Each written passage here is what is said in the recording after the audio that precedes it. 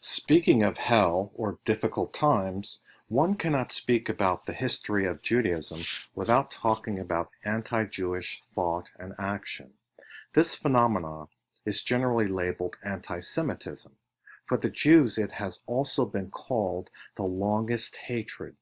Historians have traced anti-Semitism as far back as the Babylonian exile, but this slide will focus on anti-Semitism during the Middle Ages. A prevalent expression of anti-Semitism were pogroms, which were the massacres and expulsions of Jews from many parts of the diaspora. During the Crusades, which began in the 11th century, many Jews experienced persecution.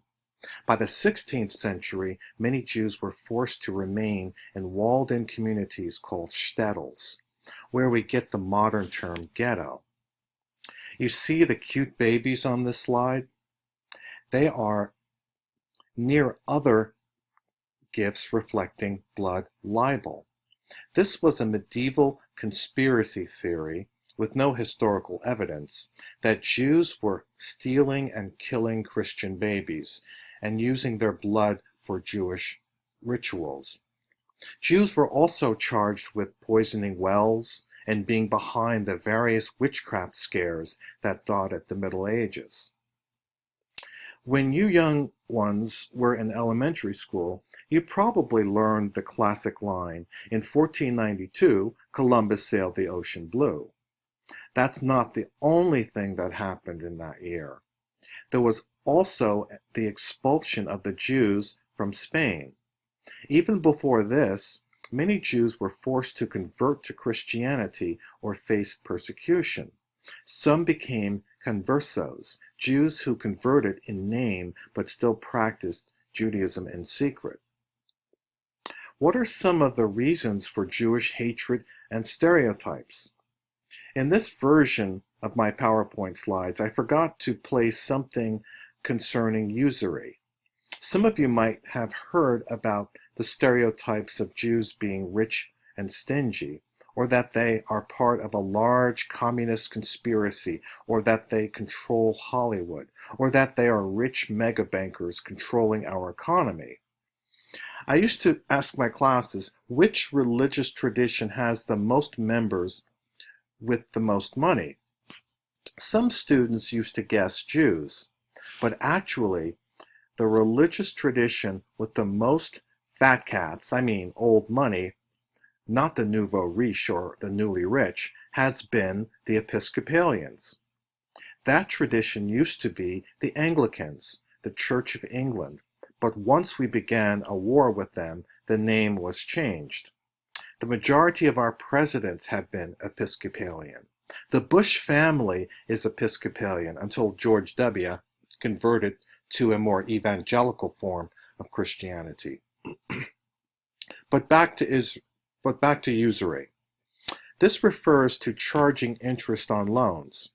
During the Middle Ages, neither Christians nor Muslims were able to practice usury. Both Christianity and Islam had their respective spheres of power and control, but the wandering Jews didn't even have a homeland. Moreover, they couldn't own land in many places, or could not go to school. Many Jews had to carve out a living in ways that were allowed. So certain Jews went into banking and later jewelry ventures. So imagine this scenario. You are a Christian farmer with this great idea to improve your yield, but this idea takes more money than you have. So you go into town and apply for a loan. Guess who happens to be the lender? Yes, a Jew. You get the loan, but it turns out that your idea failed and you have to pay back the loan. And guess what? Not only must you pay back the loan, but that stingy Jew is charging interest. Imagine this dynamic playing out in various configurations over centuries. The number one reason for anti-Semitism relates to a GIF above the cute babies. It looks like a very famous person with his arms outstretched. And there's a word above him. Deicide. You've heard of homicide, and you can probably guess what deicide means. By far, the number one reason for hatred and persecution of Jews is the charge that they were Christ killers. Some of you might know already that for Christians, Jesus is fully divine, besides being fully human. So the way the Passion drama has been historically interpreted, the Jews caused the death of Jesus/God. So let's say when you are older and can go to parties, at this party there might be an anti-Semite that is being loud and ranting about Jews and Christ killers. Not that you could change the mind of this individual, but you could try the Jewish style. Here's some questions. If the Jews were responsible for the death of Jesus, which Jews are you talking about? You recall the ancient sectors of Judaism, and there may have been certain Jews, Pharisee, Sadducee types, who might have had a problem with Jesus.